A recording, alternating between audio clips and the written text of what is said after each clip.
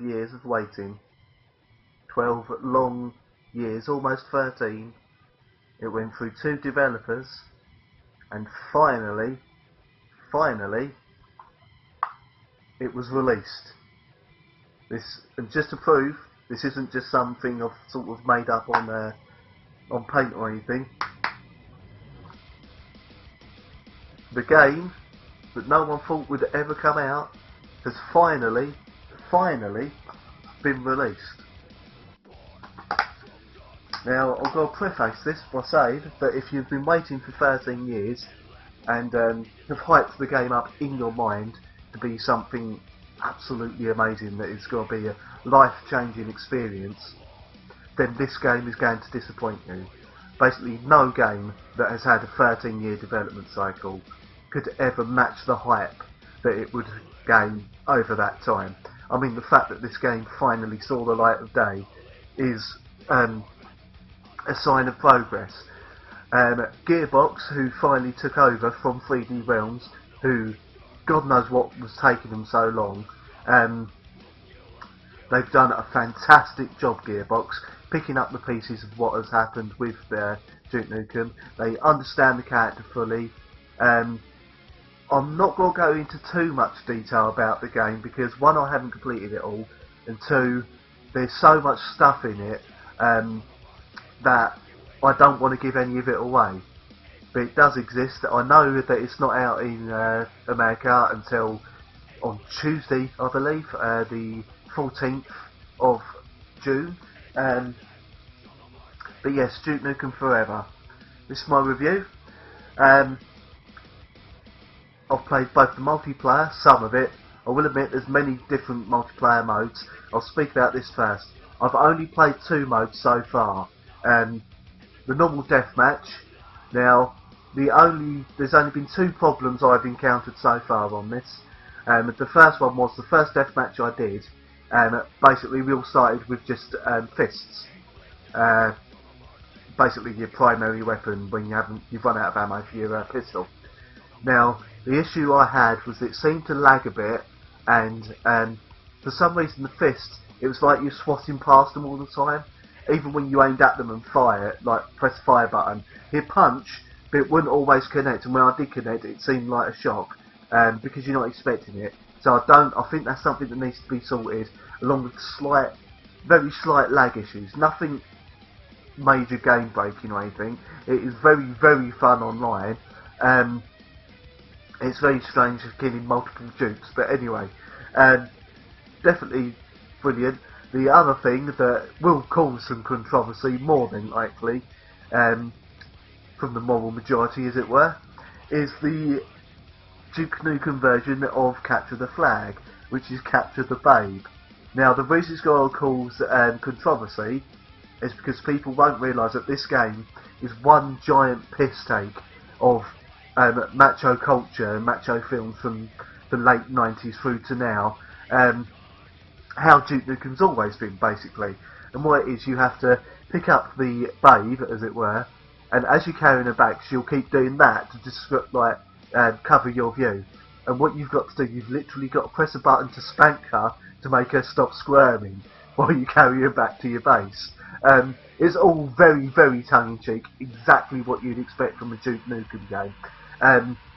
It was also very, very fun. It wasn't like Unreal, where you would just get killed constantly as soon as you picked up the flag. I'm sure it will get that way, as most Capture the Flag that games do in every game, but so far it's very fun, very balanced. Surprisingly, I was expecting it to be very unbalanced, so that like one team could always pick up the rocket launcher and that, but the weapons and all the upgrades and all that, and all the power-ups, that's the word I'm thinking of, are all very well spaced out and very well balanced between both teams to get to quickly, making it a fair fight. Admittedly, I did only play 1 round of Capture the Babe on 1 map, so it might not be the same for all of them. I only played it in Duke's Mansion. Now, onto the single-player game. This is what we've needed for a long time. I was getting so sick of FPSs being all like Call of Duty. All serious, stuck in Vietnam or Iraq or wherever, all totally sort of realistic, basically realistic shooters, I should say. Even games that had a completely whacked out plot, like say Singularity, which isn't a bad game, but again, it took itself too seriously. Duke Nukem completely throws all that out the window, and it's hilarious. Now, I've not completed it. Obviously, it only came out here on Friday, 2 days ago for me. I've only played it for a couple of hours.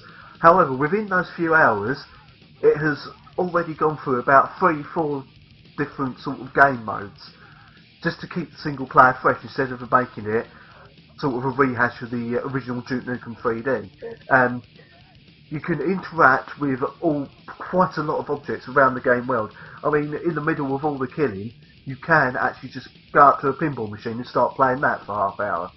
Probably an achievement or a trophy attached to that if you get a certain score, knowing how these games are. But there are things you wouldn't expect you could do. However, there is no life bar. Now, I know that's not unusual for FPSs. However, what they've got instead of a life bar, and they have brought it back, there is regenerating health in this game, but they've got an ego bar, because this is exactly how Duke Nukem's character works. Basically, what the ego bar is if you don't have, it is your life bar, but basically the way they explain it is if Duke Nukem's ego isn't large enough, then he can't take on the aliens because he's not enough of a badass. Which is just perfect. This is how Duke Nukem has been since the first 3 side-scrolling DOS games from way back in the day. Yep, I'm definitely showing my age again. The voice talent, it's still the original Duke Nukem 3D voice over guy. The other thing, sorry I forgot to mention the multiplayer, is as you level up, instead of perks, you'll get extra things. You get basically your own sort of, I think it's called your crib or something. And in it, you'll get egotistical photos of Duke sort of appear and a massive statue and all that as you level up. Along with different costumes and that to customise your Duke. So, I mean, the original, it's got hats. Now, for some reason, the first hat it has, not that's already unlocked, it's your default hat, is actually Duke's hair. So far, I've seen some people online have already unlocked stupid googly-eyed glasses and then stupid noses. So that could be a lot of fun online. But back to the single player, the story, it's kind of like the Valve thing with the Half-Life. It takes a little while to sort of kick off, but while it's kicking off, it's just packed full of the whole game so far has been packed full of gaming references, film references, a lot of pop culture, and it has you laughing all the way. The other good thing is, because it is an old-fashioned franchise, and what I mean by that is it was out before all these games started to lead you around by the hand to tell you what to do. This game is hard, not punishingly difficult, but I have died a few times already. Not through my inability to play games. I mean, I'm not the best games player by a long shot, but just because you will get blindsided or you will sort of get more enemies than you expected in a room. The graphics are brilliant, the humour's all there, it's fucking Duke Nukem. It's exactly what you'd hope for. But with the 13-year wait, if you've hyped it up in your mind to be something absolutely incredible, don't be disappointed by it, because it's not going to. But like I said at the beginning of this review, after 13 years, no game would be as good as it should be after 13 years in development. Gearbox have already said this is not going to be the last Duke Nukem game. They are going to do another one at some point. I believe at the moment they're trying to get Colonial Marines out. I'm hoping they do another Duke Nukem game, because they've done such a fantastic job, on this one. So, I'd give this my recommendation. Has it been worth a 13-year wait? In a way, yes. In a world of FPSs that are dreary, too realistic, this game has come along, brightens up your day. Even if you do die, you'll find something new all the time. Or even Duke Nukem's one-liners, you'd think they'd start pissing you off after a while. There seems to be enough so that it's not just repeating the same 3 lines over and over again, like say Spider-Man games do. So pick it up, enjoy it, and to all you Americans out there, I know you can't wait for Tuesday, but I hope you get it on Tuesday because it's going to be absolutely incredible, and I hope you enjoy it as much as I have. Anyway, I've been Psychosin. That's been my review of Duke Nukem Forever.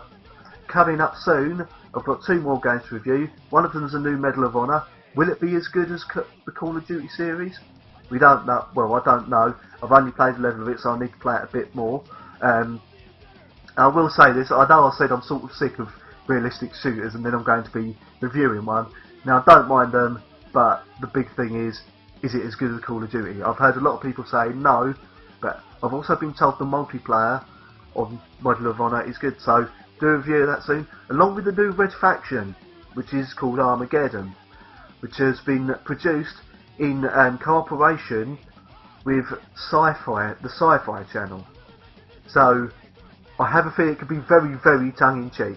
Anyway, those are game reviews that are coming up. I will also, at some point soon, be doing a review of all the Final Fantasy games I've got, which is only back to 7, I will admit. However, I will try and get hold of the others and do a bit of a retrospective of all the Final Fantasy games at some point, except for the online ones because I'm not an MMO fan, to be honest. But I'll do them because I know that's one of the requests I've already had from someone. Anyway, also in the credits is my new site. Come along, join up, enjoy what's there, enjoy the videos there because there will be some exclusive videos going on there. Go out, buy Duke Nukem. He's back to kick ass and chew bubblegum, and he's all out of gum. See you later.